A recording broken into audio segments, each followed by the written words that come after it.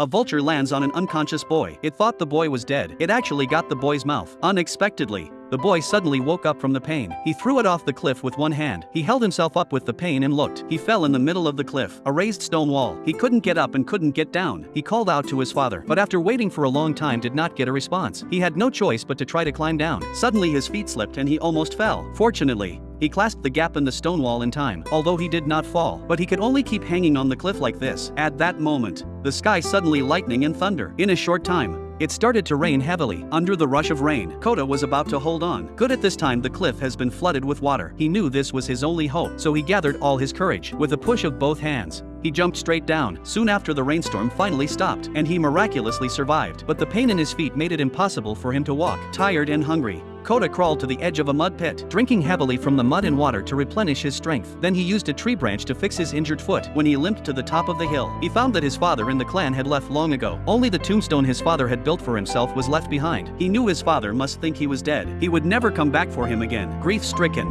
Kota horns and kicked the tombstone off the cliff, lying on the ground in despair. And what was even more desperate was, a few wolf cries suddenly came from the distance. He got up and looked. There were several wild wolves on the opposite slope, looking at him intently. He hurriedly got up and tried to escape from here, but the wolves soon caught up with him. Fortunately, there was a dead tree in front of him. He hurriedly climbed up the tree, but before he could climb up, he was bitten by a gray wolf on his shoe. In the critical moment, he took out the dagger on his waist and stabbed the gray wolf. Now he took the opportunity to climb up. When the wolves couldn't reach Kota, they stayed under the tree for the whole night. The next day, the wolves lost patience and finally left. Only the wounded gray wolf was left behind. Kota tied the dagger to a wooden stick and made a spear. Then he took the spear and slowly walked towards the gray wolf. Just as he was about to raise the spear to strike the gray wolf, he looked at the begging eyes of the gray wolf and he felt weak. His father had taught him to kill countless times, but he didn't have the heart to do it once. This time was the same. Listening to the painful sounds of the gray wolf, Kota couldn't bear to leave it behind, so he tied a rope around its mouth. He took it with him and left the place. That night they found a cave. Finally, they didn't have to sleep in the wilderness today. The next day, Kota found some tools in the cave that could be used. He also found some herbs outside. He crushed them with the utensils and put the herbs on his feet. But when he looked back again, the gray wolf had already broken free from the rope on its mouth. It was baring its teeth at him. Although Kota was afraid,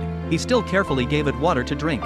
The gray wolf seemed to feel that Kota didn't mean any harm, so he lowered his guard and drank the water. Then Kota found some maggots and put some maggots on the wound for the gray wolf to heal. The remaining ones were put on its mouth. He told it to eat it. The big gray wolf was also very obedient and licked it right away. That day, Kota found a rabbit outside. Under the extreme hunger, even if he couldn't bear to do it, he finally did it. But when he returned to the cave to drill wood for fire, the gray wolf took the opportunity to steal his rabbit. The result was that Kota slapped him and he was slapped by Kota, and he stayed on the ground. After a day of hard work, in the evening, Kota finally ate the hot rabbit meat, but the gray wolf could only look on in disbelief. Kota said to it that the decision was mine. You can only eat when I give it to you. When the gray wolf bowed his head and agreed, only then did he give it some bones. A few more days went by like this. Kota's foot injury had almost healed. He took his equipment and came to say goodbye to the wolf, because he wanted to find his tribe before the snow closed the road. He wanted to find his tribe before the snow closed the road. To his surprise, the wolf pulled his scarf and wouldn't let him go. Finally, it took a lot of effort to pull him over. He walked ahead. The wolf was following behind him. He yelled at it to go back. The wolf just lay down on the ground and didn't move. He threw a wooden stick at it and chased it away. The wolf will give him the stick back. Kodak had no choice but to let it follow him. He named the wolf Alpha, and so the world's first wolf dog was born. One day,